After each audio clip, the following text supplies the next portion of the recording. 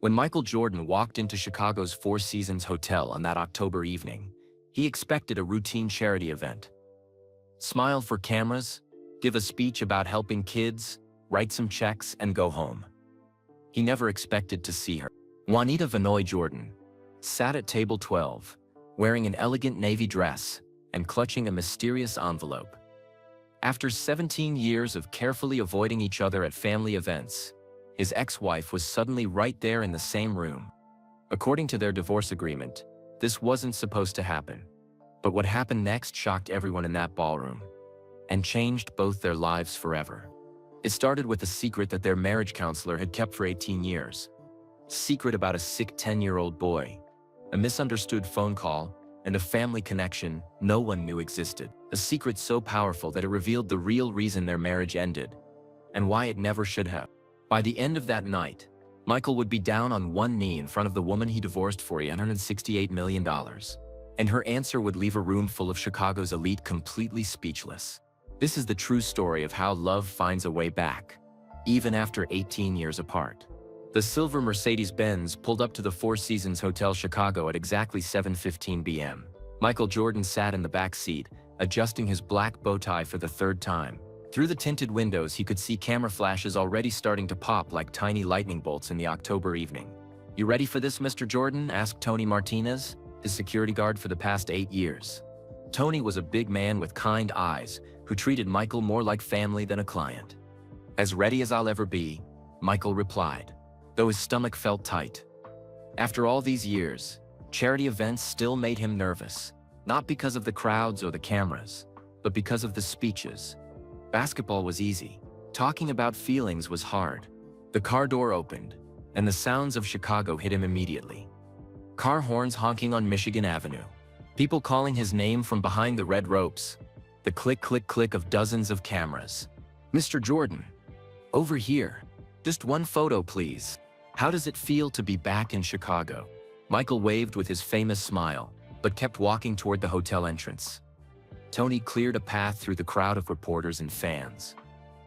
At 60 years old, Michael still moved like an athlete. His shoulders were straight, his steps confident. The Four Seasons lobby was decorated with golden balloons and white roses. A sign by the elevator read, "Welcome me Wings of Hope Charity Gala," supporting Chicago youth basketball programs.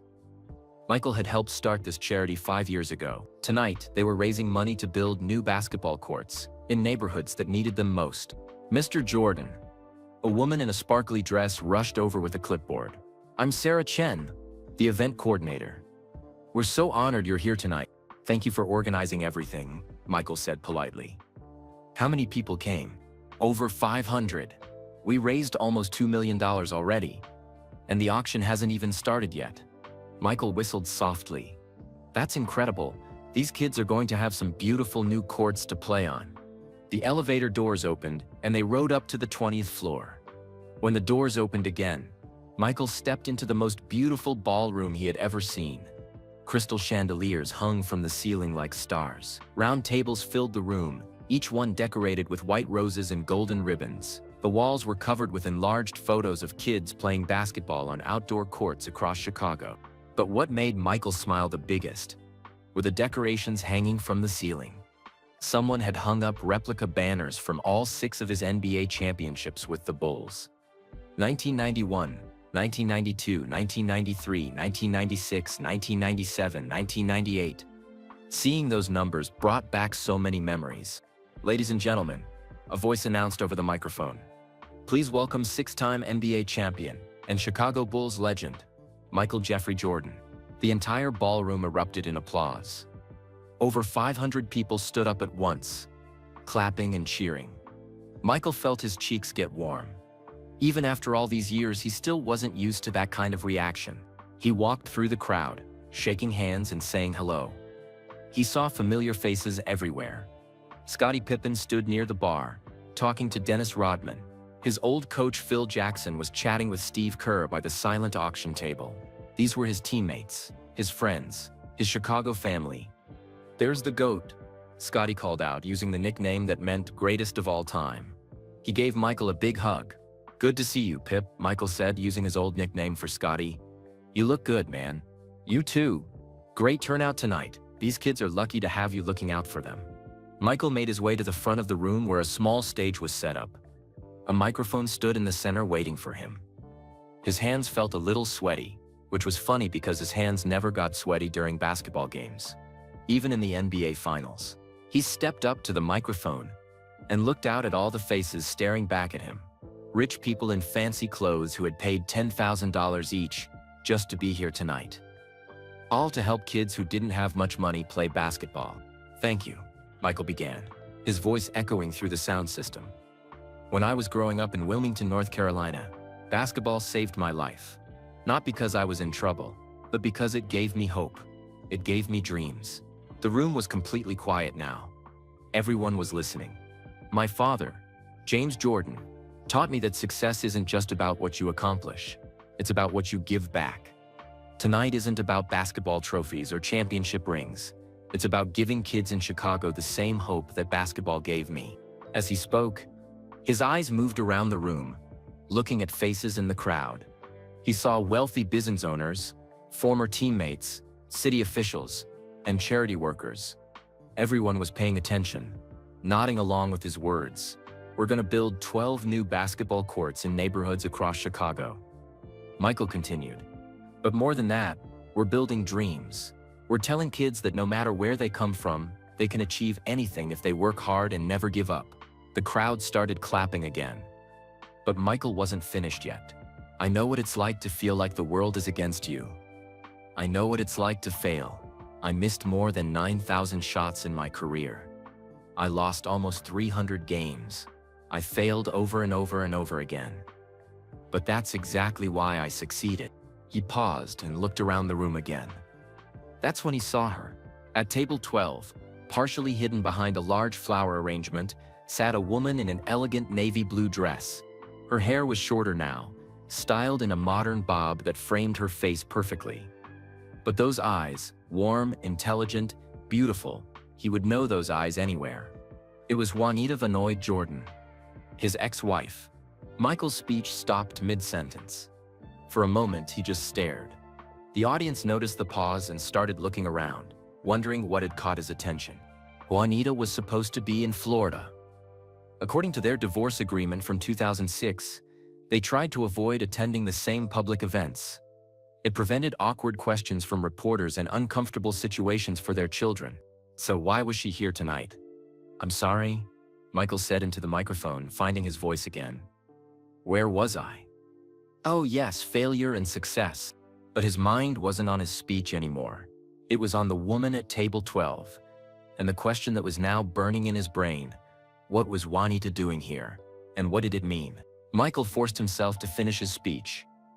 But his words felt like they were coming from someone else's mouth. His eyes kept drifting back to table 12, where Juanita sat quietly, her hands folded in her lap. She wasn't looking at him. Instead, she stared down at something on the table in front of her. Thank you all for being here tonight, Michael concluded, his voice stronger now. Together, we're going to change lives, one basketball court at a time. The crowd erupted in applause again. Michael stepped down from the stage, but instead of heading to his assigned table, he found himself walking slowly toward table 12. His heart was beating faster than it had during any basketball game, even the NBA Finals. As he walked, memories flooded his mind like a movie playing in fast forward. 1985, Bennigan's restaurant in Chicago. Juanita Vanoy worked as a loan officer at a bank downtown. Michael was just a rookie with the Bulls, nervous and excited about his new life in Chicago. She was sitting at the bar, reading a book and eating French fries. He asked what she was reading. Pride and Prejudice, she said. It's about two people who think they hate each other but actually love each other. Michael laughed. Sounds complicated. Juanita smiled. The best things usually are. 1989, their wedding at the Little White Chapel in Las Vegas. It wasn't fancy or expensive, just the two of them, an Elvis impersonator, and a photographer who charged $20. Juanita wore a simple white dress from a department store. Michael wore his best suit. Do you take this woman to be your wife? Asked Elvis. I do, Michael said, meaning it more than he had ever meant anything. When they kissed, Juanita whispered, We're really doing this, aren't we? Yeah, Michael whispered back. We really are. 1991-1998, the championship years. 6 NBA titles in 8 years. Juanita was at every important game, sitting in the same seat, wearing the same lucky red dress. After each championship, Michael would find her in the crowd and point at her. She would blow him a kiss. Those were the happiest years of his life. Basketball and Juanita, everything else was just details. 2003, their separation. Michael retired from basketball for the second time. They should have been happy, finally able to spend time together without the pressure of games and travel. Instead, they started fighting about everything: money, fame, privacy, the future. I don't know who you are when you're not playing basketball, Juanita said during one terrible argument. I don't know who I am either, Michael admitted. December 29, 2006. Their divorce was finalized. Juanita received $168 million, one of the largest divorce settlements in history at that time. The papers called it the most expensive divorce in sports. But Michael didn't care about the money. He cared about losing his best friend, his partner, the mother of his children. They promised to stay friends for their kids' sake. But promises are easier to make than to keep. Now, 17 years later, Michael stood at table 12, looking down at the woman who used to be his wife. Hello, Juanita, he said softly. She looked up at him, and for a moment it was like no time had passed at all. Her eyes were the same warm brown that made him fall in love with her 38 years ago. But there were tiny lines around them now, and something else. Sadness, maybe, or worry. Hello, Michael, she replied. That was a beautiful speech. Thank you. He gestured to the empty chair next to her. May I sit down? Juanita nodded. As Michael sat, he noticed what she had been looking at on the table. It was a manila envelope, thick and official looking. Her name and his name were written on the front in careful handwriting. I didn't expect to see you here, Michael said carefully.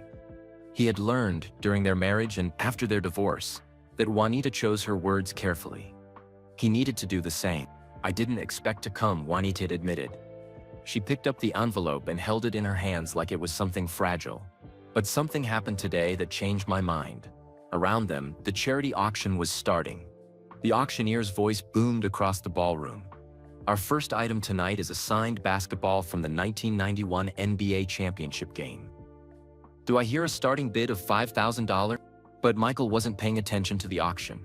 He was focused entirely on Juanita and the mysterious envelope in her hands. What happened? He asked gently. Juanita took a deep breath. Do you remember Dr. Patricia Williams? Michael felt his stomach drop. Dr. Williams was their marriage counselor during their separation in 2005. She was a kind, wise woman who tried to help them save their marriage. She was more than a counselor. She became a friend to both of them during that difficult time. Of course I remember her, Michael said. She helped us through some very hard times. Why do you ask? She passed away last week, Juanita said quietly, her voice barely audible over the noise of the auction. Cancer. Michael's face went pale. Oh no, I'm so sorry. I didn't know. Her daughter called me 3 days ago. Juanita continued. Patricia had been sick for months, but she didn't want anyone to know. Before she died, she left some things for people who were important to her. Juanita lifted the manila envelope. She left this for us. Both of us.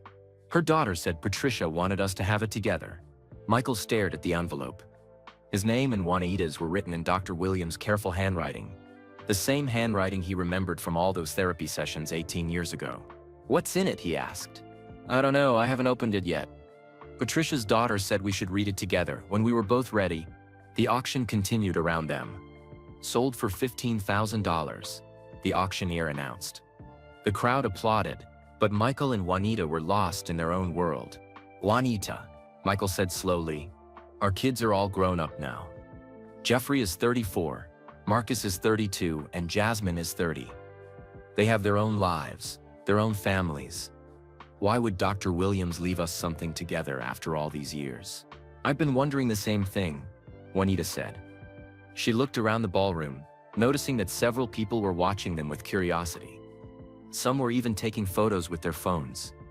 Michael, people are staring. They're wondering why we're sitting together. Michael looked around and saw that she was right. Conversations had stopped at nearby tables. Guests were whispering to each other and pointing in their direction. "Do you want to leave?" he asked. Juanita considered this for a moment. "No, but maybe we should find somewhere more private to talk. If we're going to open this envelope, I don't want to do it with hundreds of people watching." Michael nodded. "There's a quiet lounge upstairs. We could go there." As they stood up together, more people noticed. The whispers got louder. Camera phones came out. Michael could already imagine the headlines tomorrow. Michael Jordan and ex-wife Juanita reunited charity event. But for the first time in 17 years, Michael didn't care what the newspapers would say. All he cared about was finding out what Dr. Patricia Williams wanted them to know, and why she thought it was important enough to bring them together after all this time. They walked toward the elevator together. The manila envelope clutched tightly in Juanita's hands. As the elevator doors closed behind them, Michael caught a glimpse of the charity auction still going on. Next item, the auctioneer was saying, is a weekend getaway to Michael Jordan's private golf course. But Michael wasn't thinking about golf courses or charity auctions anymore. He was thinking about the envelope, about Dr. Williams, and about the woman standing next to him who used to be his whole world. What secret had their marriage counselor kept for 18 years? And why did she think they needed to know it now? The elevator climbed slowly to the 12th floor.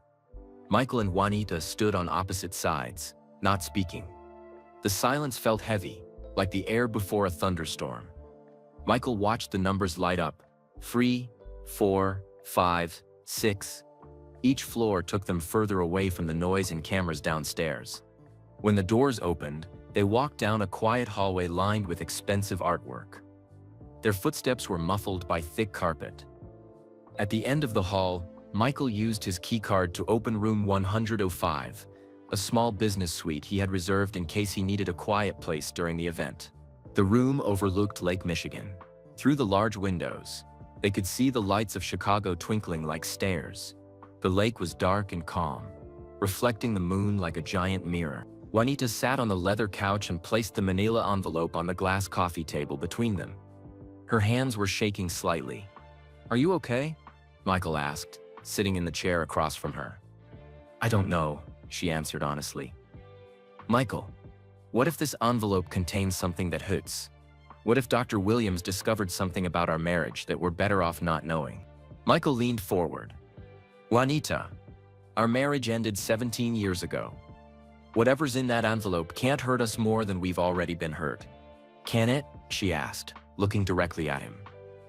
"Michael, we have 3 beautiful children together. We've both built new lives. We're finally in a good place, aren't we? What if this brings back all the pain we worked so hard to get past?" Before Michael could answer, Juanita's phone buzzed. She looked at the screen and frowned. "Who is it?" Michael asked. "Jasmine. She's texting me." Juanita read the message aloud. "Mom, saw you and Dad on Instagram. Someone posted a photo of you two sitting together at the charity event. Are you okay? Call me when you can." Michael sighed. The news travels fast these days. Too fast. Juanita agreed. She put her phone away without responding to Jasmine. "Our kids are going to have questions. They're adults. They can handle whatever this is." Juanita picked up the envelope again, turning it over in her hands. "Michael, before we open this, I need to ask you something. Anything. Do you ever think about what would have happened if we hadn't gotten divorced? If we had tried harder to work things out?" Michael was quiet for a long moment. Outside, a plane flew across the sky, its lights blinking red and white. "Every day," he said finally. "I think about it every single day." "Really? Really? Do you?" Juanita nodded. "More than I should. More than is probably healthy. Why do you think we couldn't make it work?" Michael asked. "We loved each other. We had beautiful children together. We had everything most people dream of having." "I think," Juanita said slowly, "we stopped talking to each other. Really talking. We talked about schedules and the kids and your games and my charity work, but we stopped talking about our feelings, our fears, our dreams." "You're right," Michael agreed. "I was so focused on basketball, on being perfect, on never showing weakness. I forgot that marriage isn't about being perfect. It's about being honest." Juanita smiled sadly. "We were both so young when we got married. Even though I was 29 and you were 26, we were still learning how to be adults. And then the fame got bigger and the pressure got bigger, and somewhere along the way we lost each other. They sat in comfortable silence for a few minutes, both lost in memories. Finally, Juanita picked up the envelope again. "I think we should open it," she said. Dr. Williams was a wise woman. If she thought we needed to know something, maybe we do. Michael nodded.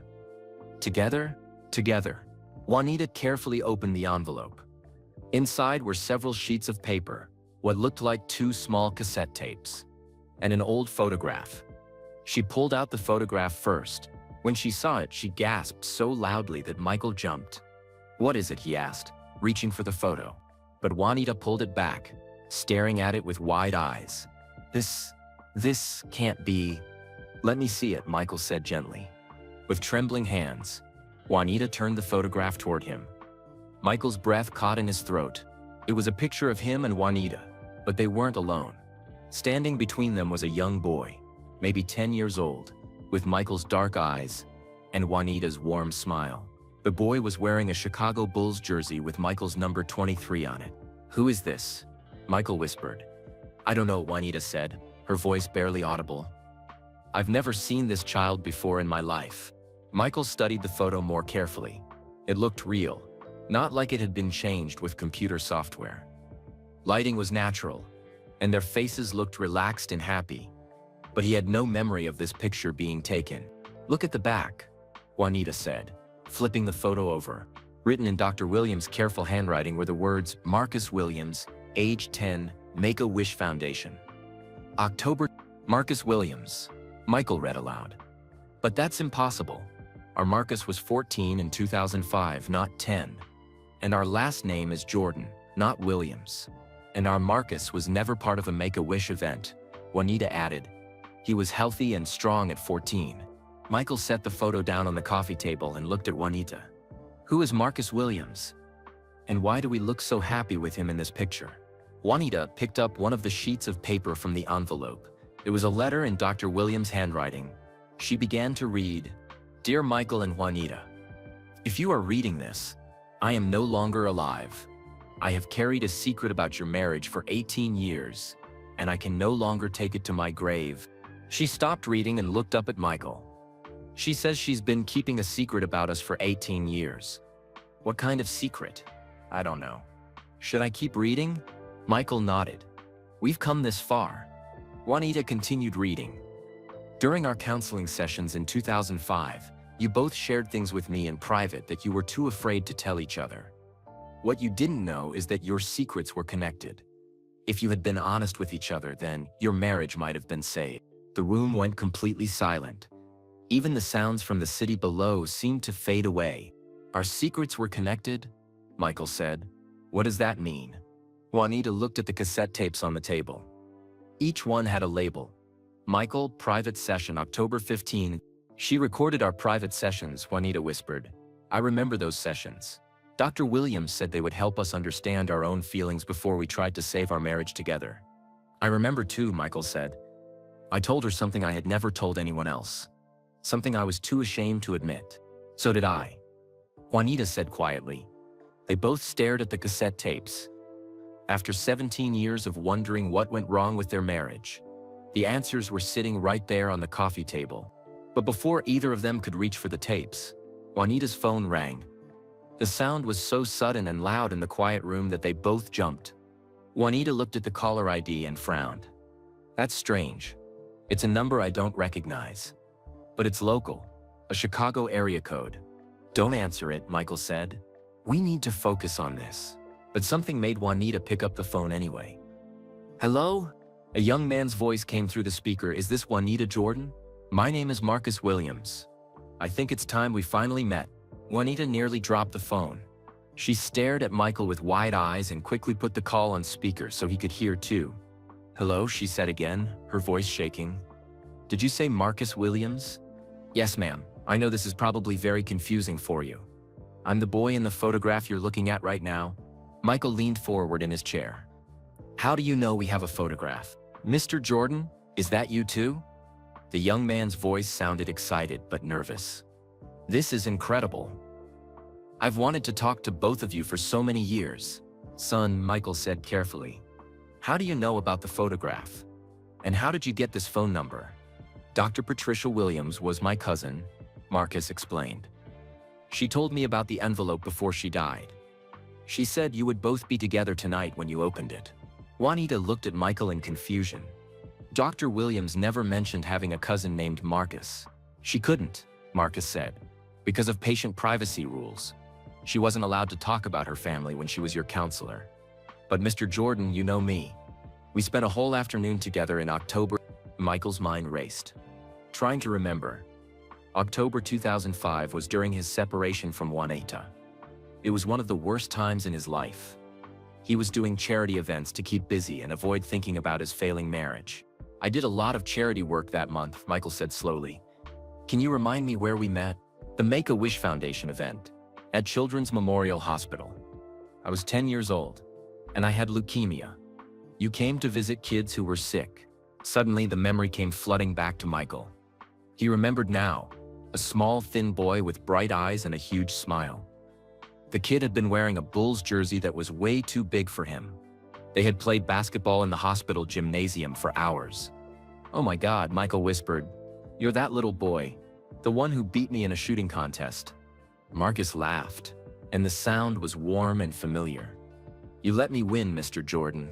We both knew it. No, I didn't, Michael said, smiling for the first time all evening. You had a great shot for a 10-year-old. Juanita watched this exchange with growing confusion. Michael, you never told me about this.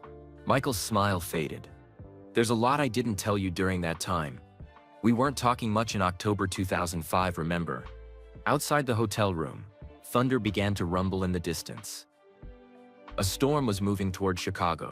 Marcus, Juanita said into the phone, can you help us understand something? Why are you calling us tonight? And why does Dr. Williams have a photograph of all three of us together? That's a long story, Mrs. Jordan, but I think I can help you understand why your marriage ended. Dr. Williams always felt terrible about what happened between you two. What do you mean? Michael asked. She knew things about both of you that could have saved your marriage. But because of her job, she couldn't tell you what she knew. Rain began to tap against the hotel room windows. The storm was getting closer. Marcus, Juanita said gently, where are you right now? Are you still in Chicago? I'm downstairs in the hotel lobby, Marcus said. I've been waiting for you to call each other for 3 hours. Dr. Williams told me this would happen tonight. Michael and Juanita looked at each other in shock. You're here? In this hotel? Michael asked. Yes, sir. I know this is all very strange, but Dr. Williams made me promise to tell you both the truth about what happened in 2005. She said it was the only way you would understand why your marriage really ended. Juanita picked up the photograph again, staring at the image of the three of them together. Marcus, I have to ask you something, and I need you to be completely honest with me. Of course, ma'am. Are you Michael's son? The question hung in the air like smoke. Michael's face went pale. This was the fear that had haunted him during their divorce, that Juanita thought he had been unfaithful, that he had children with other women. No, ma'am, Marcus said firmly. Mr. Jordan is not my father, but I understand why you might think that. Why? Juanita asked. Because I look like him. A lot of people noticed it when I was a kid. That's actually part of why Dr. Williams felt so bad about your divorce. Michael stood up and walked to the window. The rain was coming down harder now, and lightning flashed across the sky. Marcus, he said. I remember that day at the hospital. You were very sick, but you had such a positive attitude. What happened to you? Did the treatments work? Yes, sir. I've been cancer-free for 16 years now. I'm 28 years old, and I'm getting married next month. That's wonderful, Juanita said, and she meant it. But Marcus, I still don't understand how this connects to our marriage. Mrs. Jordan, during that time when your marriage was having problems, Dr. Williams was counseling both of you. She was also helping my family deal with my illness. She knew things about all of us that we didn't know about each other. What kind of things? Michael asked. Things that would have changed everything if you had known them in two. Lightning flashed again, closer this time. The storm was almost overhead. Marcus, Juanita said, this is all very overwhelming. Would you be willing to come up to our room? I think we need to have this conversation face to face. Are you sure? I don't want to intrude, Michael turned back from the window. You're not intruding, son. If Dr. Williams thought we needed to know something, then we need to know it. Come up to room 1. Thank you. I'll be right there. After Marcus hung up, Michael and Juanita sat in silence for a moment. The only sounds were the rain against the windows and the distant rumble of thunder. Michael, Juanita said quietly, what if this young man has answers we've been looking for 17 years? What if he does? Michael replied, are you ready to hear them? Before Juanita could answer, there was a soft knock at the door. Michael opened it to reveal a tall, handsome young man with kind eyes and a nervous smile. He was wearing a simple black suit and carrying a small backpack. Mr. and Mrs. Jordan, Marcus said, thank you for seeing me. Up close, the resemblance to Michael was even more striking. They had the same strong jawline, the same intelligent eyes, the same confident way of standing. Please, come in, Juanita said, standing up. And call me Juanita. As Marcus entered the room, he looked around at the elegant furniture and the view of Lake Michigan. This is a beautiful room. Marcus, Michael said, closing the door behind him, before we go any further, I need you to understand something. The night you and I met at the hospital was during the worst time in my marriage. I was angry, confused, and making a lot of mistakes. I understand, sir. What I did that day, spending time with you, playing basketball, talking about life, that wasn't a mistake. That was one of the best parts of a very difficult time.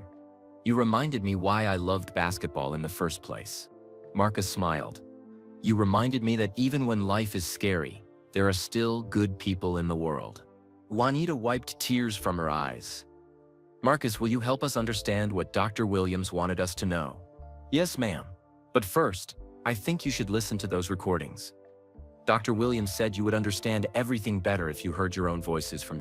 He pointed to the cassette tapes on the coffee table. She said the truth has been waiting for you for 18 years. Marcus sat down in the chair across from Michael and Juanita. The storm outside was getting stronger. Rain pounded against the windows, and lightning lit up the dark sky every few seconds. Before you listen to the tapes, Marcus said gently, Dr. Williams left you a letter. She wanted you to read it first. Juanita picked up the sheets of paper from the envelope. Her hands were still shaking as she unfolded the letter. Should I read it out loud? Yes, Michael said. We should hear this together. Juanita cleared her throat and began to read Dr. Williams' careful handwriting. Dear Michael and Juanita, if you are reading this, I am no longer alive. I have struggled with this decision for many years. Professional ethics prevented me from speaking while I was your counselor, but my heart will not let me take this secret to my grave. She paused and looked at Michael. His face was serious, focused. During our sessions in 2005, I did private interviews with both of you. This is normal practice. Juanita, you shared something with me that you made me promise never to tell Michael. You believed it would hurt him and damage his reputation at a very important time. Juanita's voice got quieter as she continued reading. Michael, you also shared something with me that you made me promise never to tell Juanita. You believed it would hurt her and make the divorce even more painful. Michael stood up and walked to the window again. The city lights were blurry through the rain. What neither of you knew, Juanita read on, is that your secrets were connected. If you had both been honest with each other during that time, your marriage could have been saved.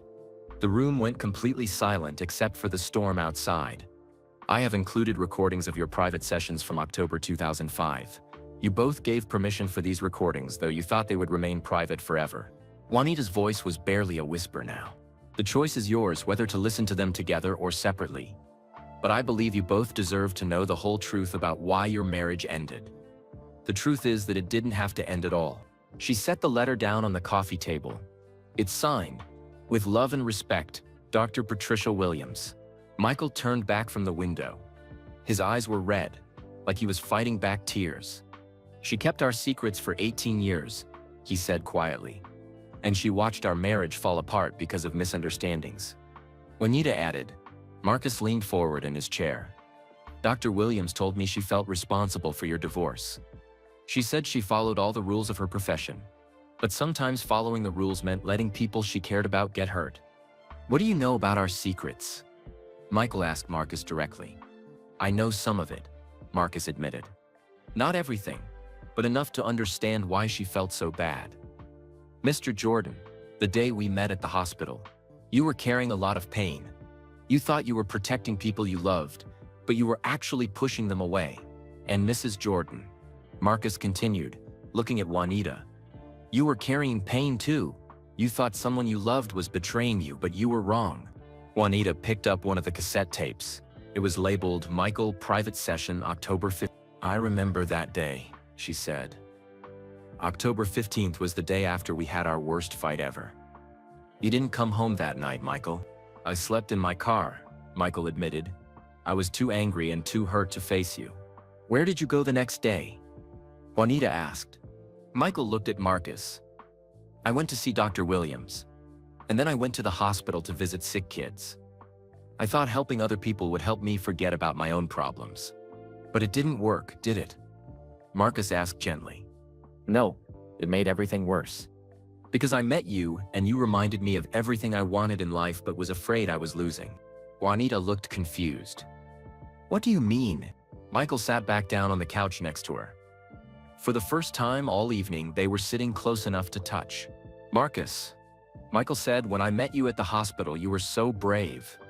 10 years old, fighting cancer, but you never complained. You just wanted to play basketball and talk about the Bulls. You were like the father I never had, Marcus said simply. My real father left when I was born. My mother raised me alone. And you were like, Michael's voice broke slightly. You were like the son I always wanted to have again? Juanita's eyes widened. Again? Michael, what do you mean? Michael was quiet for a long moment. Outside, the thunder was getting closer. Juanita, do you remember when the doctors told us you couldn't have any more children after Jasmine was born? Of course I remember, it was 1993. The doctors said there were complications during her birth. I wanted more kids. Michael said quietly. I wanted a big family, but I never told you how much it hurt when we found out we couldn't have more children. Why didn't you tell me? Because you were already blaming yourself. You thought it was your fault. I didn't want to make you feel worse. Juanita reached for his hand. Michael, I blamed myself for years. I thought you resented me for not being able to give you more children. I never resented you. I resented the situation, but I should have talked to you about it instead of keeping it inside. Marcus watched this conversation with sad but understanding eyes. Mr. Jordan, he said, is that what you told Dr. Williams in your private session? About wanting more children? That was part of it, Michael said, but there was more. He looked at Juanita. I told Dr. Williams that when I met Marcus at the hospital, I felt like I was getting a second chance to be the kind of father I wanted to be. Not just to our 3 kids, but to a child who really needed help. What kind of help? Juanita asked. Michael took a deep breath. I started paying for Marcus's medical treatments. His mother couldn't afford them all, and I wanted to help, but I did it secretly. Juanita stared at him. You were sending money to another family? During our separation? Yes, but not for the reason you think. What reason do I think? I know you, Juanita. I know that look on your face. You think I was having an affair with Marcus's mother? Juanita was quiet for a moment. The thought crossed my mind. I wasn't. I never even met her until years later. I sent the money through the hospital. I just wanted to help a sick child. Marcus spoke up. Mrs. Jordan, my mother called your house once to thank you for the money. She didn't know Mr. Jordan was keeping it secret. Juanita's face went pale. That phone call, September 2005. A woman called thanking me for money we were sending to help her sick son. I had no idea what she was talking about. What did you think? Michael asked. I thought, Juanita's voice was barely audible. I thought you had another family. I thought Marcus was your son with another woman. The room went silent again. The truth was finally coming out after 18 years. That's why you asked for the divorce, Michael said. It wasn't a question. That's why I hired a private investigator to follow you, Juanita admitted. I had to know the truth. And what did the investigator find? Pictures of you with Marcus, playing basketball, laughing, hugging. You look so happy with him. Happier than you had been with our family in months. Michael closed his eyes. And you thought I was replacing you and our kids with a new family. Yes. Marcus stood up and walked to the window. The storm was directly overhead now. Lightning and thunder came at the same time. Dr. Williams knew all of this, he said, turning back to face them. She knew Mr. Jordan was secretly helping my family. She knew Mrs. Jordan thought he was having an affair, and she knew that both of you were wrong about what was really happening. How were we both wrong? Juanita asked. Marcus smiled sadly. Because the truth is much more beautiful than either of you imagined. But you'll understand better when you hear the recordings. He pointed to the cassette tapes again. Dr. Williams said the real secret isn't about what you both did wrong. It's about what you both did right, and how much you loved each other even when you thought your marriage was over. Marcus sat down on the couch between Michael and Juanita. He opened his backpack and pulled out a small, old cassette player. I brought this, he said. Dr. Williams gave it to me before she died. She said you would need it tonight. Michael stared at the cassette player. It was the same kind Dr. Williams used in her office 18 years ago. Silver and black, with big buttons that clicked when you pressed them. Are you sure we're ready for this? Juanita asked. Once we hear these recordings, we can't unhear them. I'm ready, Michael said. I've been wondering what went wrong for 17 years. Maybe it's time to finally know. Marcus picked up the tape labeled Michael Private Session, October 15, 2005. He slid it into the cassette player. This was recorded the day after your big fight, Marcus explained. Dr. Williams said you were very upset that day, Mr. Jordan. Michael nodded. I was angry at myself, angry at the world. I thought my marriage was over. Marcus pressed play. The room filled with the sound of Dr. Williams' gentle voice, followed by Michael's voice from 18 years ago. But this Michael sounded different, younger, sadder, more lost. Dr. Williams. Michael, you said you wanted to share something that you've been hiding from Juanita. Something that's been eating at you. Michael, 2005. Yes. It's about the Make-A-Wish event I did yesterday. There was this kid, Marcus Williams. He had leukemia, and he was so sick, but he was still fighting. Present-day Michael looked at Marcus with surprise. You were sicker than I realized. I was dying, Marcus said simply. The doctors gave me 3 months to live. On the tape, 2005, Michael continued. Michael, 2005. When I met this kid, it was like looking at myself when I was young. Same eyes, same smile, same love for basketball. His mother told me his father left when he was born. She was raising him completely alone. Dr. Williams. How did that make you feel? Michael, 2005. It broke my heart. Here's this amazing kid who might die, and he has nobody to look up to. No father figure, no male role model. Just his mother, working 2 jobs to pay for treatments that might not even work. Juanita listened carefully. She had never heard Michael talk about Marcus before. Michael, 2005. We played basketball for 3 hours. I taught him some moves and he taught me about courage. When it was time for me to leave, he hugged me and said, I wish you could be my dad. And you know what, Dr. Williams? For a moment, I wished the same thing. Present-day Juanita looked at Michael with new understanding. You wanted to be his father? I wanted to help him, Michael said. He reminded me why I became successful in the first place, to help people, especially kids. The tape continued.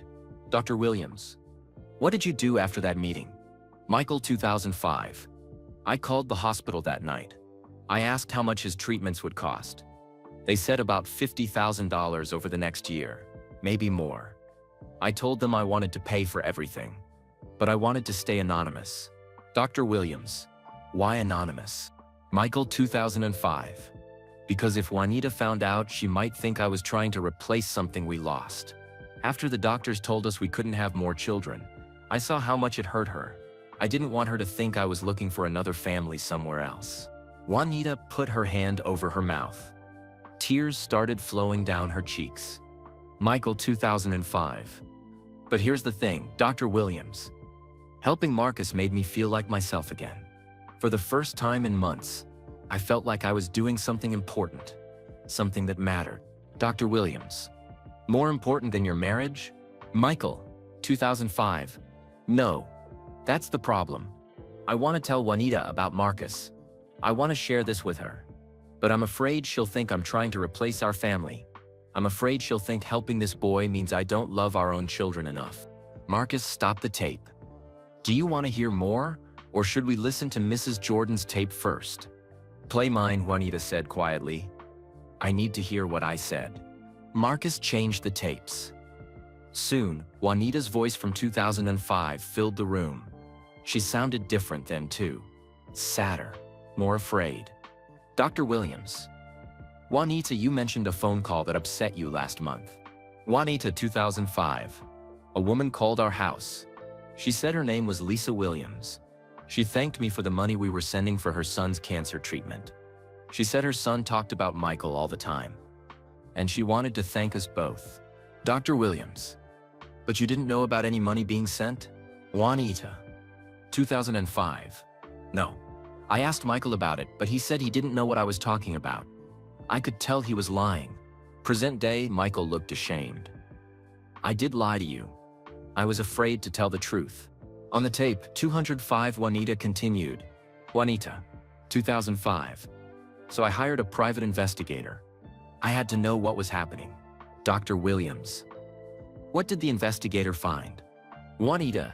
2005. Pictures of Michael with a young boy. They were playing basketball, laughing together, spending hours at the hospital. The boy looked so much like Michael, the same eyes, the same smile, and Michael looked happier with this child than he had looked with our own family in months. The pain in 2005, Juanita's voice was clear even 18 years later. Juanita, 2005. I thought Michael was having an affair with this woman, Lisa Williams. I thought the boy was his son. I thought he was planning to leave us for his new family. Marcus stopped the tape. The room was completely quiet. Mom thought I was Dad's secret son, Marcus said. And Dad was secretly helping my family but was afraid to tell Mom about it. We were both trying to protect each other, Michael realized. But we ended up hurting each other instead. There's more on the tapes, Marcus said. Dr. Williams asked you both about your deepest fears. Your answers will surprise you. Lightning flashed outside, so bright it lit up the entire room for a moment. Thunder followed immediately. Shake the windows. I'm scared to hear more, Juanita admitted. What if we learn things that make us feel even worse about the divorce? Mrs. Jordan, Marcus said gently.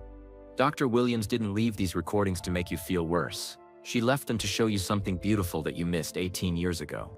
What do you mean? Michael asked. Play the rest of my session, Marcus suggested. There's a part where Mr. Jordan talks about what he was really afraid of losing. Marcus started the first tape again. Michael's voice from 2005 came back. Dr. Williams. Michael, what scares you most about your marriage problems? Michael. 2005. Losing Juanita. She's not just my wife, she's my best friend. She's the only person who knew me before I became famous. She loved me when I was just a basketball player from North Carolina with big dreams. Dr. Williams. Do you still love her? Michael, 2005. More than anything in the world. That's why I can't tell her about helping Marcus. If she thinks I want another family, she might decide to leave me first. Before I can leave, Dr. Williams. Do you want to leave her? Michael, 2005. Never. I want to fix our problems and be happy again. I want to grow old with her. I want to watch our grandchildren play basketball someday. Present-day Juanita was crying openly now. You said you wanted to grow old with me? I meant it then, and I mean it now, Michael said, taking her hand. There's one more thing you need to hear, Marcus said. He fast-forwarded to near the end of Juanita's tape. Dr. Williams. Juanita, if you could say anything to Michael right now, what would it be? Juanita. 2005. I would tell him that I don't care about his basketball career or his money or his fame. I just want my husband back. I want the man I married, the one who used to make me laugh, who used to hold my hand during movies, who used to tell me his dreams. Dr. Williams. Do you think that man is gone? Juanita. 2005. I hope not, because I love him more than I love my own life. Even if he is having an affair, even if he wants to leave me, I will always love Michael Jordan. Marcus turned off the cassette player. The three of them sat in silence, listening to the storm outside. You both told Dr. Williams the same thing. Marcus said softly, you were both afraid of losing each other, so you both kept secrets to try to protect each other. But the secrets made everything worse. 18 years. Juanita whispered. We could have fixed this 18 years ago if we had just been honest. Maybe. Michael said, or maybe we needed to grow up first. Maybe we needed to learn how to be better people before we could be better together. Marcus stood up and walked to his backpack again. He pulled out one more item, a small wooden box. "Dr. Williams left one more thing for you," he said. "She said to give this to you after you heard the recordings." He handed the box to Juanita. When she opened it, she gasped. Inside were two pieces of paper. The first was a marriage certificate from Las Vegas, dated October 7, 1989. The second was a photograph of Michael and Juanita on their wedding day. Young and happy and full of hope. But there was also something else in the box. Something that made both Michael and Juanita stare in shock. It was a recent photograph less than a month old, based on the date stamp. It showed their 3 children, Jeffrey, Marcus Jr., and Jasmine, standing together in what looked like Dr. Williams' office. "What is this?" Michael asked, picking up the recent photo. Marcus smiled. "That's the real surprise, Mr. and Mrs. Jordan. Your children have been planning this reunion for months." Michael and Juanita stared at the photograph in shock. Their 3 children, Jeffrey, Marcus Jr., and Jasmine, were standing in what was clearly Dr. Williams' office, smiling at the camera like they were planning something secret. "Our children planned this?" Juanita asked, her voice barely above a whisper. "Yes, ma'am," Marcus said. "They contacted me 2 months ago. They said they were tired of watching both of you be sad and lonely." Michael set down the photograph and looked directly at Marcus. "How did they find you?" "Through Dr. Williams. Your daughter Jasmine called her in August. She asked if Dr. Williams knew anything that might help her parents get back together." "Jasmine called Dr. Williams?" Juanita couldn't believe what she was hearing. "But we haven't spoken to Dr. Williams in years. Dr. Williams was already very sick then," Marcus explained. "But when she heard from Jasmine, she decided it was time to tell the truth about what happened in 2005. She called me and asked if I would help." Lightning flashed outside again, followed by thunder that seemed to shake the entire hotel. The storm was right overhead now. "Help with what?" Michael asked. "Help bring you two together so you could finally hear the truth. Dr. Williams said she had been carrying guilt about your divorce for 18 years. She wanted to fix what she couldn't fix before." Juanita stood up and walked to the window. Rain was streaming down the glass like tears. "So tonight wasn't an accident. You calling me? Finding Michael at the charity event? All of this was planned?" "Not exactly," Marcus said. "Your children suggested that you might both come to the charity event tonight, but they didn't know for sure if either of you would show up or if you would talk to each other if you did." Michael ran his hands through his hair. "I can't believe our kids did this. They love you both very much," Marcus said.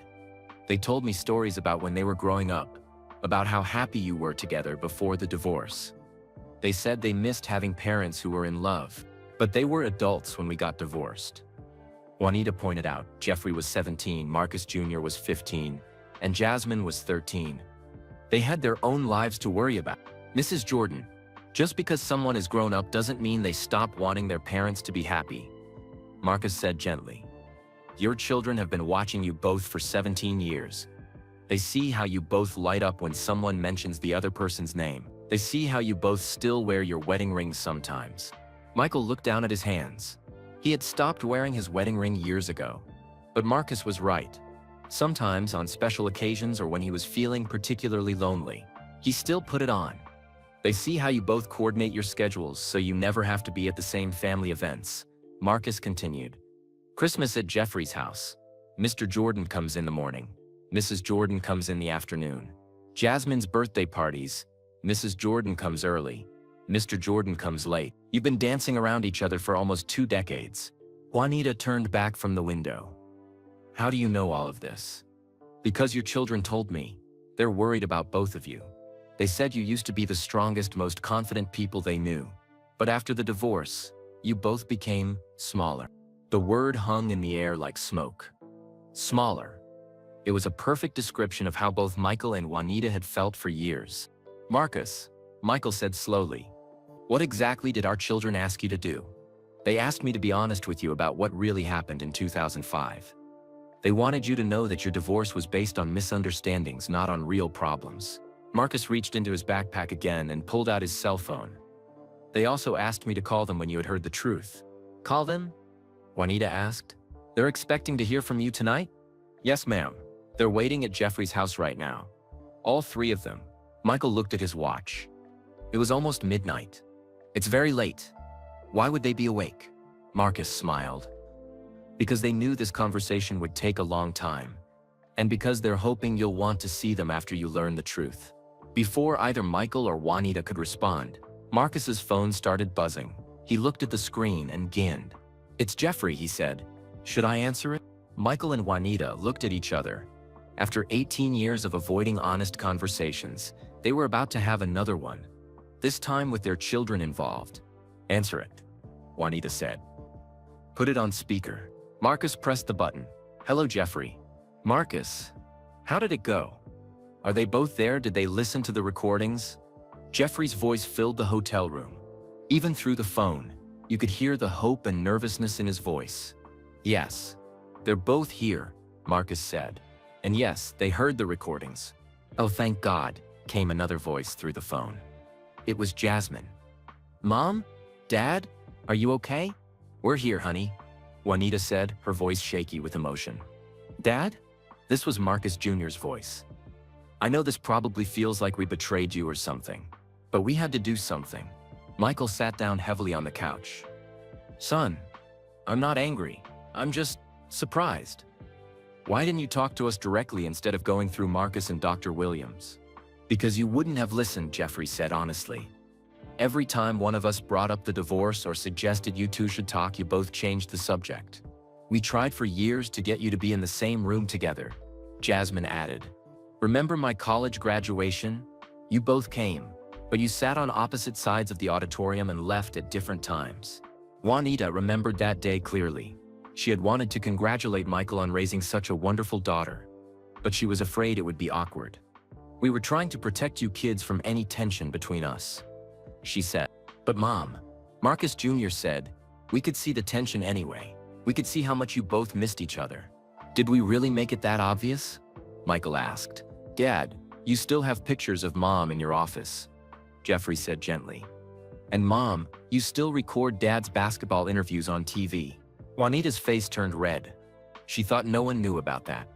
"We're not little kids anymore," Jasmine said. "We can handle our parents having feelings. What we can't handle is watching both of you be lonely for the rest of your lives." The storm outside was beginning to calm down. The lightning was moving away, and the rain was getting softer. "Kids," Michael said, "what you did tonight, bringing us together, getting us to hear the truth. It took a lot of courage. It took a lot of love," Juanita added. "But what happens now? Your father and I can't just pretend the last 17 years didn't happen. We know that," Jeffrey said. "But maybe you can start with being friends again. Maybe you can start talking to each other instead of avoiding each other. Maybe," said Marcus Jr., "you can remember why you fell in love in the first place." Marcus Williams looked at Michael and Juanita sitting on the couch together. For the first time all evening, they were sitting close enough that their hands were almost touching. "There's one more thing," Marcus said into the phone. "Jeffrey, should I tell them about next month?" "Tell us about what?" Michael asked. Jeffrey's voice came through the speaker. "Marcus is getting married on November 18th. We were hoping you might both come to the wedding." "Together?" "Together?" Juanita asked. "As a family," Jasmine said. "All of us together for the first time in years. Marcus saved your marriage once by bringing you together tonight. Maybe you could return the favor by being part of his special day." Michael looked at Juanita. "What do you think?" "I think," Juanita said slowly, "that after everything we learned tonight, we owe it to ourselves to try being in the same room together without running away." "So you'll come?" Marcus asked, hopefully. "Both of you?" "Yes," Michael said. "We'll both be there." "And maybe," Jasmine said, her voice full of hope, "you could sit together, like a family." Through the phone, they could hear all three Jordan children cheering and laughing. But the biggest surprise was yet to come. As their children celebrated on the phone, the hotel room door opened quietly. 3 people stepped inside, and when Michael and Juanita saw them, they both gasped. It was Jeffrey, Marcus Jr., and Jasmine Jordan. Their children had been in Chicago all along, waiting for this moment.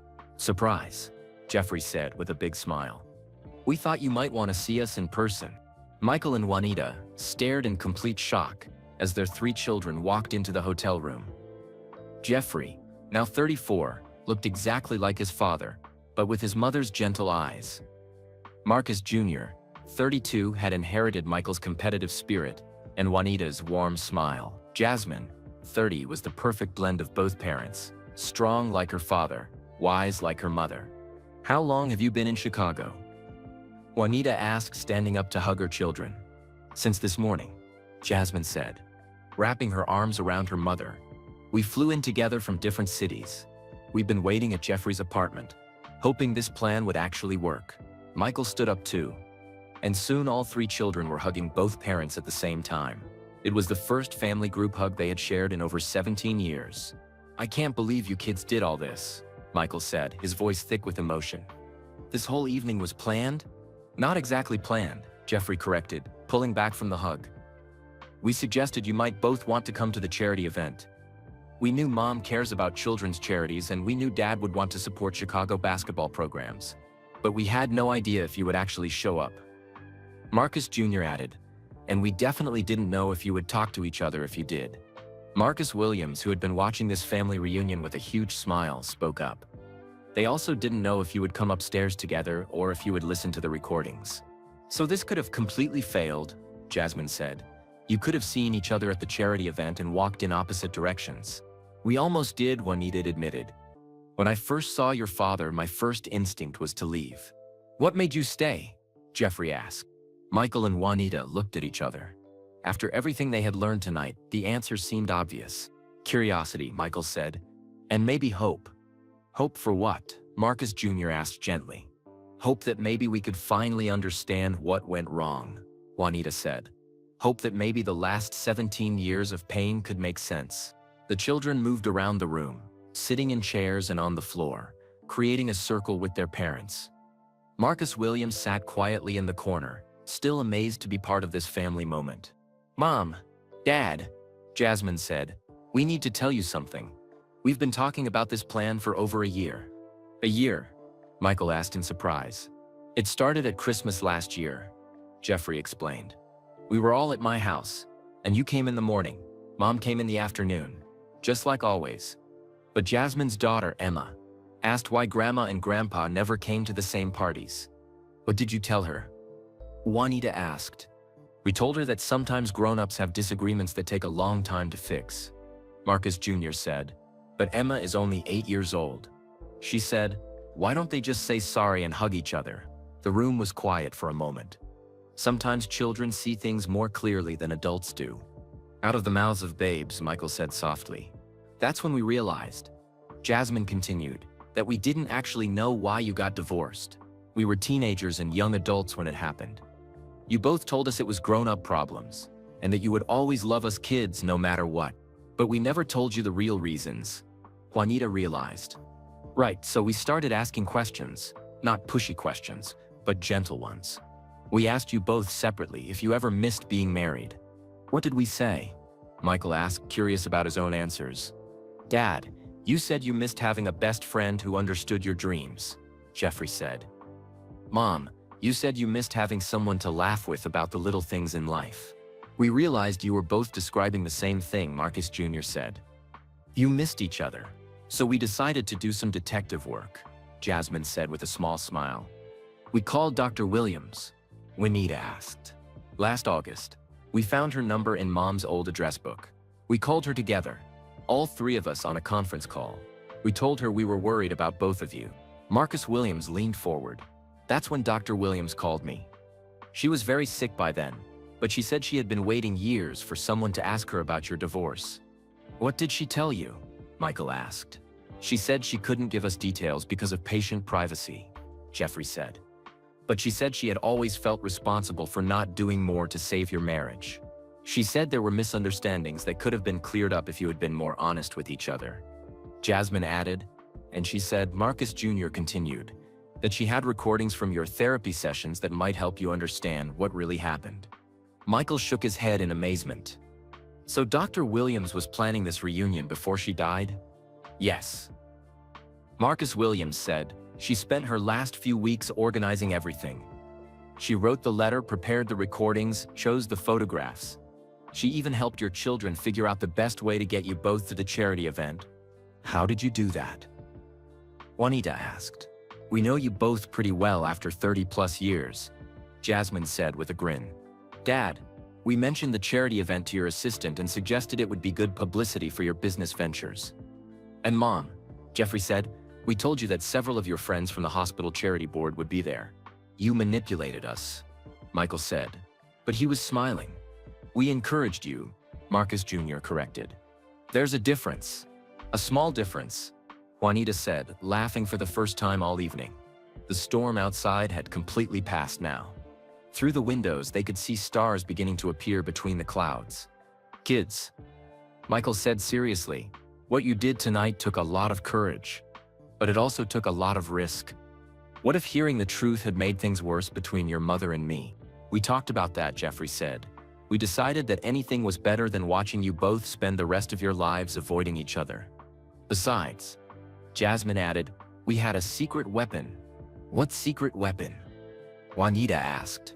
The three children looked at Marcus Williams and smiled. Marcus Jr. said, we knew that if you both met him and heard his story, you would remember why you fell in love with each other in the first place. What do you mean? Michael asked. Dad, you fell in love with Mom because she cared about other people, Jeffrey explained. Even when you were just a rookie basketball player, she saw your big heart. And Mom, you fell in love with Dad because he never gave up on his dreams, Jasmine said. Even when things got difficult, he kept fighting. Marcus represents both of those things. Marcus Jr. continued. Dad, when you helped Marcus as a sick child, you showed your big heart. Marcus, when you survived cancer and became successful, you showed that you never gave up. Marcus Williams wiped tears from his eyes. Your children thought that if you both remembered those qualities in each other, you might remember why your marriage was worth fighting for. Were they right? Jasmine asked quietly. Michael looked at Juanita, really looked at her, for the first time in 17 years. Not as his ex-wife, not as the mother of his children, but as the woman he had fallen in love with 38 years ago. I never stopped loving your mother, he said, speaking to his children but looking at Juanita. I never stopped missing her laugh, or her wisdom, or the way she made me want to be a better person. Juanita's eyes filled with tears. And I never stopped loving your father. I never stopped being proud of his success, or admiring his determination, or feeling safe when he was around. So what happens now? Jeffrey asked. Michael and Juanita looked at each other, then at their children, then at Marcus Williams, who had become an unexpected part of their family story. I don't know, Michael said honestly. We can't just pretend the last 17 years didn't happen. We're both different people now. But maybe, Juanita said slowly, we can figure out if these different people might like each other. Maybe we can start by being friends again, Michael suggested. Real friends, Juanita agreed. Not just polite strangers who share children. Jasmine clapped her hands together. Does this mean you'll both come to Marcus's wedding next month? Together? Marcus Jr. added hopefully. Yes, Michael and Juanita said at the same time, then looked at each other and laughed. As a family, Juanita added. Marcus Williams stood up from his chair. I hate to interrupt this amazing family moment, but I have one more surprise. Another surprise? Jeffrey asked. How many surprises can one night hold? Marcus reached into his backpack one last time and pulled out a small velvet box. Dr. Williams asked me to give this to you both, but only if you decided to try being friends again. He handed the box to Michael. When Michael opened it, his breath caught in his throat. Inside were 2 wedding rings, the original rings from their 1989 Las Vegas wedding. She kept our rings? Juanita whispered. You gave them to her during your last therapy session in 2005. Marcus explained. You said you didn't want to throw them away, but you couldn't bear to keep them either. She promised to hold on to them until you were ready to decide what to do with them. Michael lifted the rings from the box. They were simple gold bands, worn smooth from 13 years of marriage. What do we do with these? He asked. Whatever feels right, Jasmine said softly. Michael looked at the ring that used to belong to Juanita, then at the woman who used to be his wife, then at the children who were proof that their love had created something beautiful and lasting.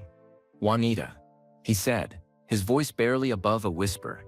I know we can't go back to being the people we were, but maybe we can go forward as the people we've become. He held out her ring to her, not as a proposal, But as a promise. What kind of promise? She asked, understanding his gesture. A promise to be honest with each other. A promise to be friends. A promise to see what happens when two people who once loved each other very much try to love each other again. Juanita took the ring from his hand, but she didn't put it on. Instead, she held it up to the light, where it sparkled like a star. I'd like that, she said. I'd like to try. The hotel room fell silent as Juanita held her wedding ring up to the light. Everyone watched, waiting to see what she would do next. Even Marcus Williams held his breath.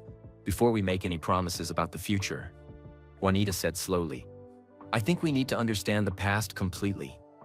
Marcus, you said there was more to the story about why you look so much like Michael. Marcus nodded. There is, and it's the most important part. He sat back down and looked at both Michael and Juanita.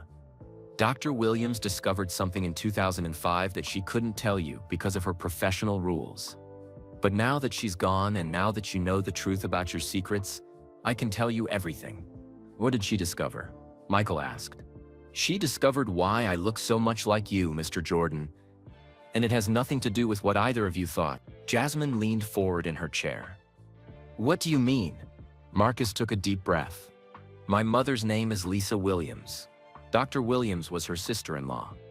When I got sick in 2005, my mother finally reached out to my father's family for help. Your father's family? Juanita asked. My father is James Williams. He's Dr. Williams' younger brother. He's a traveling businessman who had a brief relationship with my mother in 1994. When she got pregnant, she was too proud to tell him. Michael frowned. I don't understand how this connects to us. When my mother contacted the Williams family for help with my medical bills, Dr. Williams started asking questions about my father's background. She wanted to understand our family history better. Marcus pulled out his phone and showed them a photograph. It was an old black and white picture of two young men standing together, both in military uniforms. This picture was taken in 1965, Marcus said. The man on the left is my grandfather, Robert Williams. The man on the right is his cousin, who he served with in the army. Michael looked closely at the photograph. The man on the right looked familiar, but he couldn't place where he had seen him before. The man on the right, Marcus continued, is James Jordan. Your father, Mr. Jordan. The room went completely silent. Michael stared at the photograph in shock. That's impossible, he whispered. My father never mentioned having a cousin named Robert Williams. They lost touch after the war, Marcus explained. Robert Williams moved to Chicago and started a family. James Jordan moved to North Carolina and started his own family. They never saw each other again. Juanita covered her mouth with her hands. You mean? Yes, ma'am. Mr. Jordan and I are second cousins. That's why I look like him. That's why people always noticed the resemblance when I was a child. Michael sat down heavily on the couch. Everything was starting to make sense now. Dr. Williams figured this out in 2005. Yes, sir. She spent weeks researching our family histories. When she realized we were related, she understood why your marriage was falling apart based on false assumptions. Jeffrey shook his head in amazement. So Mom thought Dad was having an affair and that Marcus was his secret son. But actually, Marcus was Dad's cousin, and Dad was just trying to help a sick relative without knowing they were related. Exactly, Marcus said. Dr. Williams knew the truth, but she couldn't tell either of you because of patient confidentiality rules. She watched your marriage end because of a misunderstanding she could have prevented. That's why she felt so guilty, Jasmine realized. And that's why she spent her last weeks planning this reunion, Marcus Jr. added. Michael looked at Juanita. We divorced because I was secretly helping my own cousin, and you thought I was betraying our family. And I hired a private investigator to follow you when you were actually doing something beautiful. Juanita said, tears streaming down her face. Marcus Williams stood up and walked to the window. The storm had completely passed, and Chicago was quiet and peaceful under the stars. There's one more thing, he said, turning back to face them. Something that will make you understand just how connected our families really are. He reached into his backpack and pulled out a manila folder. Dr. Williams left this for you too. He handed the folder to Michael. Inside were several documents: birth certificates, marriage certificates, and family tree charts. What is all this? Michael asked, flipping through the papers. Proof of our family connection, but also proof of something else Dr. Williams discovered. Marcus pointed to one of the documents. A birth certificate from the day your father James Jordan was born. Mr. Jordan. Another baby was born in the same hospital in North Carolina. A baby girl named Patricia Williams. Juanita gasped. Dr. Williams? Yes, ma'am. Dr. Patricia Williams was actually Dr. Patricia Jordan Williams. She was your father's cousin too, Mr. Jordan. She changed her last name when she got married, but she never forgot about her family connection to you. Michael stared at the birth certificate. Dr. Williams was my cousin? Your second cousin, just like I am. When you and Mrs. Jordan first came to her for marriage counseling, she recognized your last name. She did some research and realized she was counseling her own family. But she never told us, Juanita said. She couldn't. It would have been a conflict of interest. She should have referred you to another counselor, but by then she cared too much about helping you to give up. The room was quiet, as everyone absorbed this information. The woman who had tried to save their marriage was actually Michael's family. The boy who had brought them back together was actually Michael's family too. So, Jeffrey said slowly, our parents' marriage counselor was Dad's cousin. The sick boy Dad helped was also Dad's cousin. And none of them knew they were all related. It's like the universe was trying to keep your family together, Marcus Williams said with a smile. Michael stood up and walked to Juanita. All these years I thought I failed you. I thought I wasn't honest enough. Wasn't good enough. Wasn't the husband you deserved. And I thought I failed you, Juanita replied.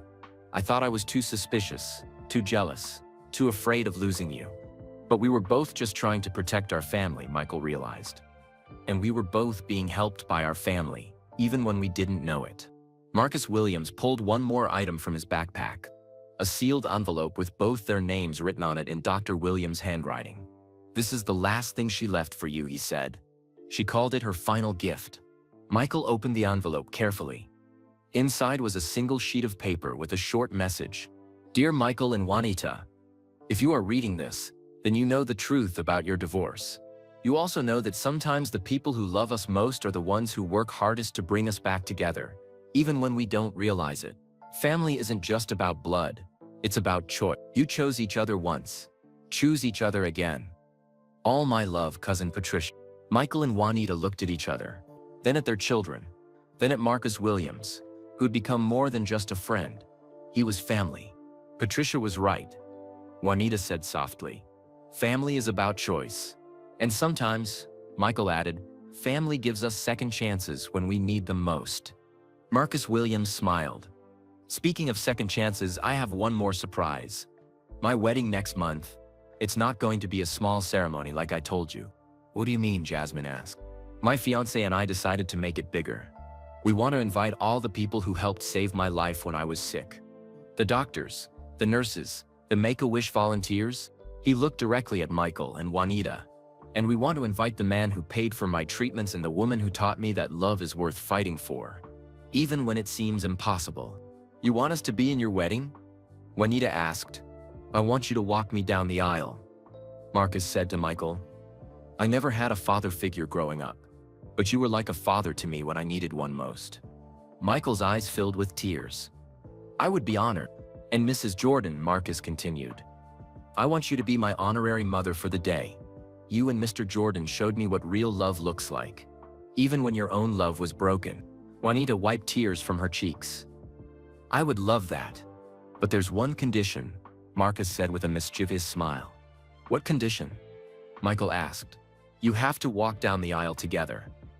As a couple. I want my wedding pictures to show the two people who taught me that true love never really dies. It just waits for the right moment to come back to life. The three Jordan children started clapping and cheering. Will you do it? Jeffrey asked his parents. Will you be a couple for Marcus's wedding? Michael picked up his own wedding ring from the velvet box.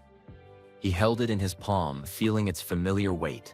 Juanita, he said, I know we said we would start as friends. But standing here tonight listening to our family story, I realized something. What? She asked. I don't want to start over with you, I want to continue where we left off. But with all the wisdom we've gained in 17 years apart. He got down on one knee, just like he had 35 years ago when he first proposed. Juanita Vanoy Jordan, he said, his voice strong and clear. Will you marry me? Again? The hotel room held its breath. Outside, the stars shone brightly over Chicago, the city where their love story began and where it was about to begin again. Juanita looked down at the man she had loved for over half her life. She thought about all the pain they had endured, all the misunderstandings they had suffered, all the years they had lost. But she also thought about their 3 beautiful children, about Marcus Williams and his courage, about Dr. Patricia Williams and her final gift, about the family connections that had brought them all together. "Yes," she said, taking the ring from his hand and sliding it onto her finger where it belonged. "Yes, I'll marry you again." As Michael stood up and kissed his wife, his ex-wife, his future wife, his always wife, their children and Marcus Williams erupted in celebration. They were a family again. They had always been a family. They just needed to remember how to choose each other. 6 weeks later, on a beautiful Saturday morning in November, Highland Park was filled with the sounds of celebration.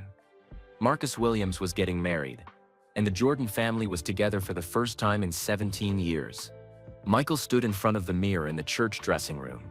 Adjusting his silver tie, he wore a black tuxedo, the same style he had worn to charity events for years.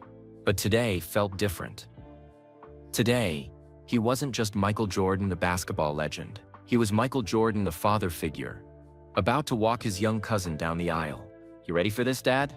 Jeffrey asked, straightening his own tie. "I've been ready for this day since I met Marcus 18 years ago," Michael said. "I just didn't know it then."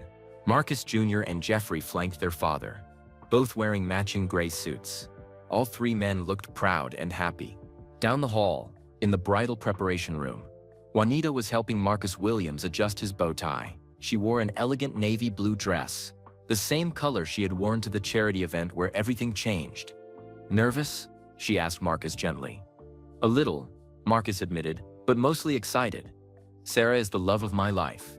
And today we become husband and wife surrounded by everyone who matters to us, including your extended family," Jasmine said with a smile.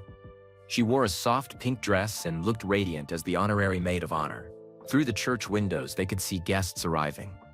The church was beautiful, decorated with white roses and golden ribbons. About 200 people filled the pews. Doctors and nurses from Children's Memorial Hospital, Marcus's college friends, Sarah's family, and the Jordan family in the front row. "It's time," the wedding coordinator announced. Marcus Williams took a deep breath and looked at Juanita. "Mrs. Jordan, thank you for agreeing to be my honorary mother today. Having you here means everything to me." "Thank you for bringing our family back together," Juanita replied, kissing his cheek gently. The music began to play, and the wedding procession started. First came Sarah's bridesmaids, then Jasmine as the honorary maid of honor. Finally, it was time for Marcus to walk down the aisle. The church doors opened, and there stood Marcus Williams, with Michael Jordan on his right side and Juanita Jordan on his left side. The 3 of them walked together slowly down the aisle, and every person in the church stood up to watch. Marcus looked handsome and confident in his black tuxedo. Michael walked with the same grace he had shown on basketball courts around the world. Juanita glowed with happiness, her arm linked with Marcus's as they moved toward the altar. But what made everyone in the church whisper in amazement was seeing Michael and Juanita together. They walked in perfect step, like they had been practicing together for years. When they looked at each other over Marcus's head, their faces lit up with the same love that had carried them through 13 years of marriage. At the altar, Marcus hugged both Michael and Juanita before they took their seats in the front row. For the first time in 17 years, Michael and Juanita sat together as a couple at a family event. The wedding ceremony was beautiful. Marcus and Sarah exchanged vows that brought tears to everyone's eyes. They promised to love each other through sickness and health, through good times and hard times, through all the challenges that life would bring.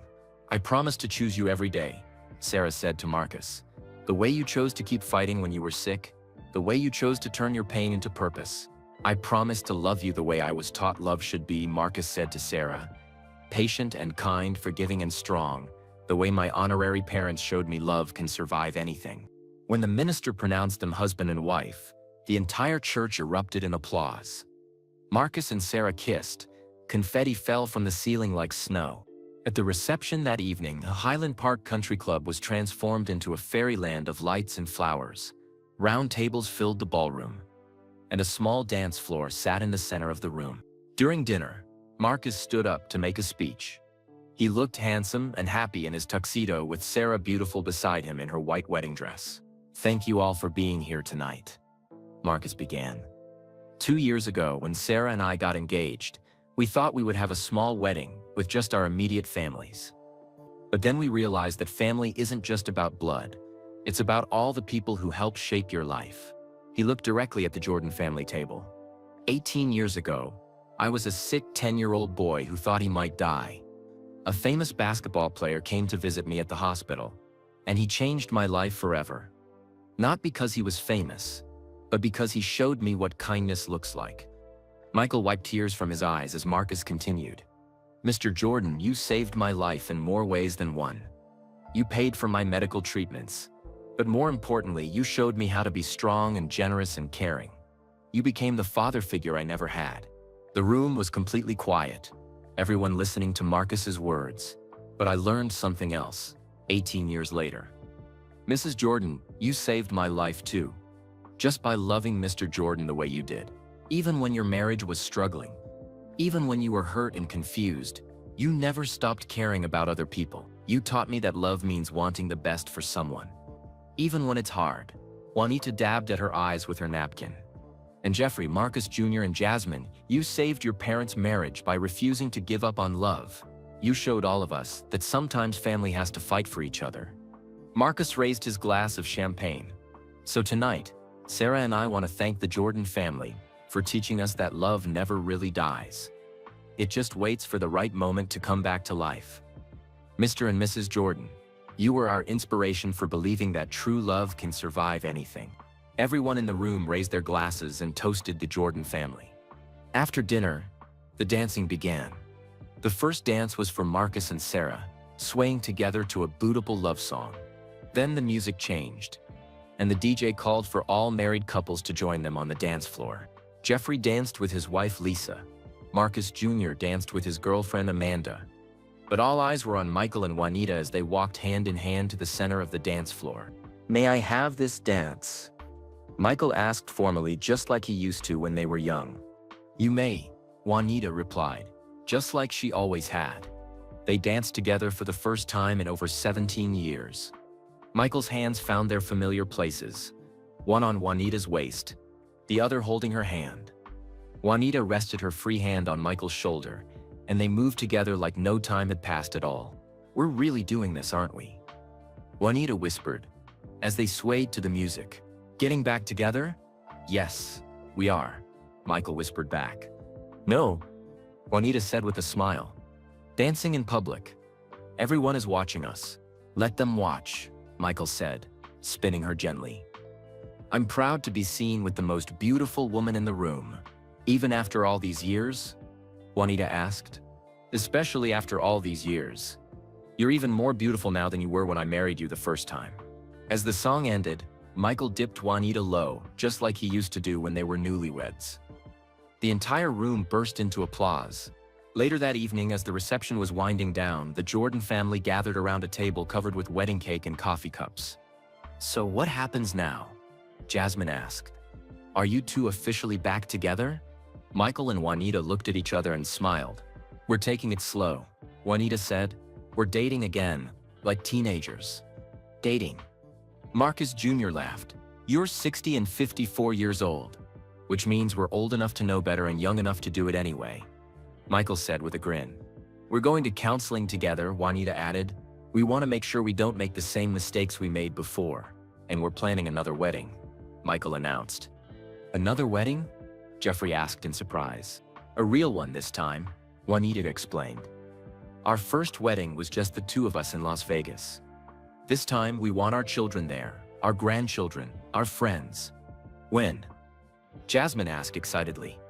"Next summer," Michael said. "We want to give ourselves time to do this right." Marcus Williams walked over to their table, still in his tuxedo but with his bow tie undone.